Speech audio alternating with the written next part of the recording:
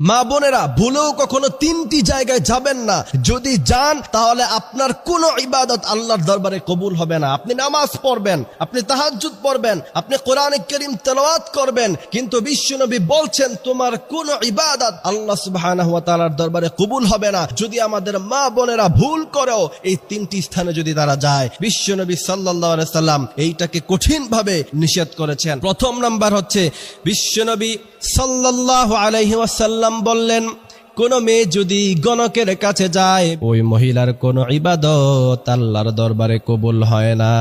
দ্বিতীয় নাম্বার হচ্ছে, মাজারে গিয়ে যদি সিজদা করেন, লা ইন আশরাকতা লা আহবাতান্না আমালুক, সমস্ত আমল ধ্বংস হয়ে যাবে। তৃতীয় নাম্বার হচ্ছে, ভুল ক্রমে সেখানে যাবেন না যেখানে পাখি দিয়ে ভাগ্য নির্ধারণ করে। মাঝে মধ্যে ফেসবুকে ভিডিও পান না আপনারা, তোতা পাখি বা এই সমস্ত কিছু পাখি খাঁচার মধ্যখানে থাকে, সামনে কিছু কাঠ থাকে,